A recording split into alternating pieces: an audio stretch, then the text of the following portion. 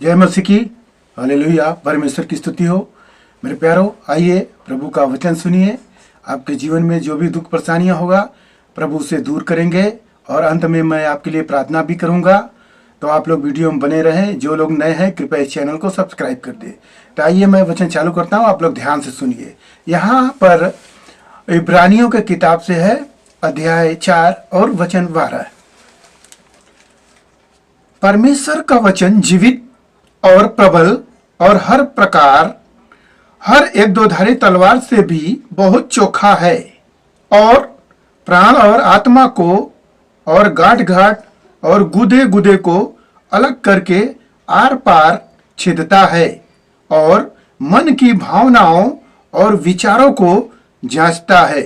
Hallelujah. परमेश्वर की स्तुति हो। मेरे प्यारों, यहाँ पर प्रभु का वचन एक दोधारी तलवार जैसा है बोला गया है, और ये मन की भावनाओं को जांचता है कि आपके मन में क्या है। यह हर एक प्रकार से आपको बताएगा वचन। कुछ लोग इस वचन को, परमेश्वर के वचन को मिलता है मगर इसको पूरा समझते नहीं है, इसको हल्के में लेते हैं। तो मैं उन लोगों के लिए एक न्यायियों की किताब से एक गिदोन नाम का परमेश्वर का एक दास है, उसके बारे में बताना चाहता हूं। आप लोग ध्यान से सुने। गिदोन को परमेश्वर का वचन मिलता है कि तुम्हें इस्राएलियों की ओर से लड़ना है और तुम विजय प्राप्त करोगे। जाओ लड़ो, मैं तुझे कहता हूं और मैं तेरे संग संग हूं। परमेश्वर बोल दिए।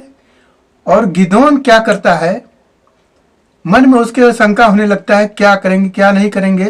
तो वो परमेश्वर से परीक्षा करता है, कहता है, हे प्रभु, आप क्रोधित ना हो तो मैं एक भेड़ की ऊन है उसको खलिहान में रखता हूं, और उस पर ओस पड़े और जमीन पर न पड़े, वो भीगे और जमीन न भीगे। सुबह होती है और जब वो जाता है तो केवल ऊन भीगा है और जमीन सूखा है। तो वो पानी उसको ऊन गाड़ता है तो एक कटोरा हो जाता है। तो वो फिर कहता है, हे प्रभु, मैं इस बार आपका फिर परीक्षा कर रहा हूं, यदि सारी भूमि भीगे और ऊन न भीगे।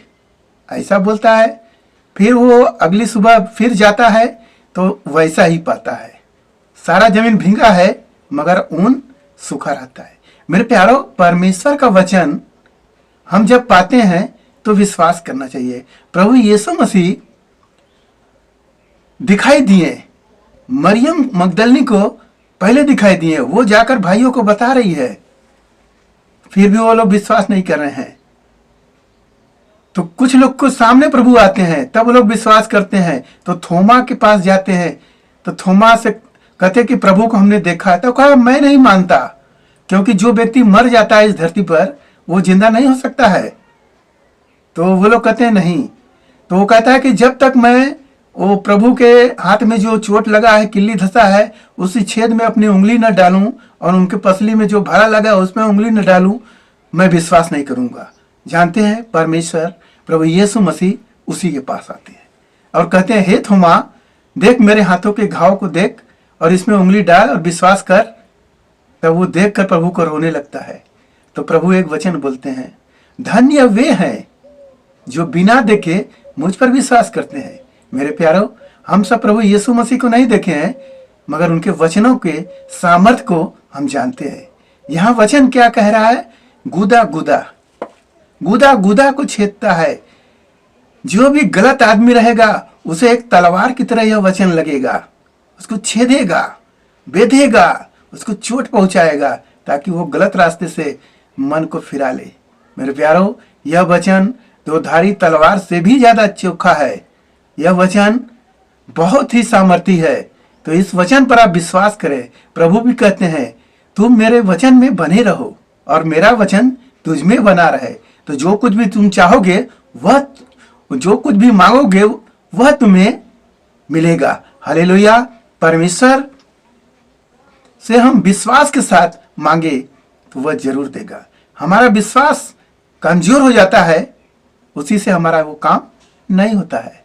तो हमें क्या करना है, अपने विश्वास को मजबूत करना है। जैसे पौलुस कहते हैं, मैंने विश्वास की कुश्ती लड़ा, वो जीता। हालेलुया। तो विश्वास हम लड़कर जीतते हैं, ऐसे नहीं होता है। हमें उसको भरपूरी करना होता है कि जो मैंने काम किया वह निसंदेह प्रभु ने कर दिया है। हालेलुया। तो आइए आज इस विश्वास के द्वारा आप लोग प्रार्थना करें मेरे साथ, और आपके जीवन में जो भी दुख परेशानियां है प्रभु से दूर करेंगे।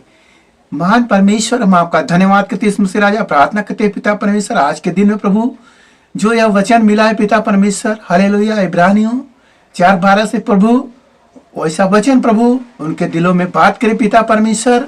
हालेलुया। मन को जांचने वाला परमेश्वर है, तो प्रभु जी उन सबको जांच पिता, भला चंगा कर पिता। उनके घर परिवार में जो भी दुख परेशानियां प्रभु, वह यीशु मसीह नासरी के नाम से दूर हो जाए। जो यह कार्यक्रम देखा प्रभु, उसे आशीष मिले। धन्यवाद करते हुए प्रार्थना मसीह यीशु के नाम में, आमीन।